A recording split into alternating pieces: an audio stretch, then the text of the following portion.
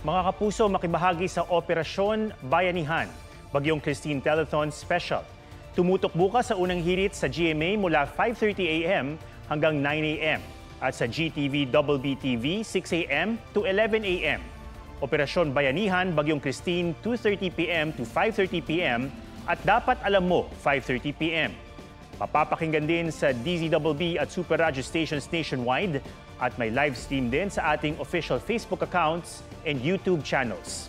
Isa sa puso tayong magbayanihan para sa ating mga kababayan.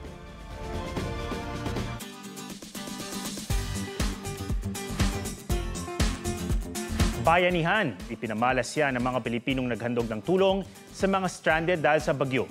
Pusuan na yan sa report ni Ian Cruz.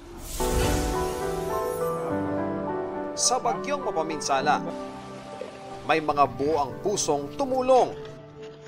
Ang nagbigay init sa malamig na panahon.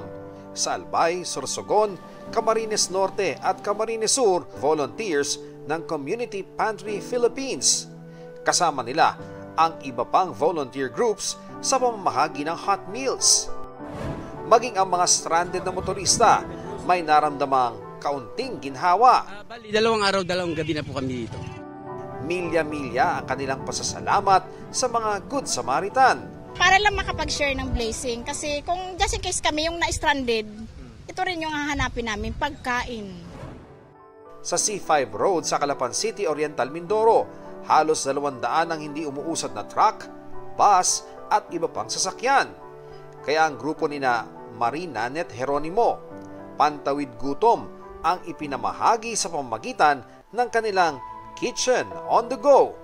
Simpleng tulong man, ito ang buhay na diwa ng Filipino bayanihan. Ian Cruz nagbabalita para sa GMA Integrated News.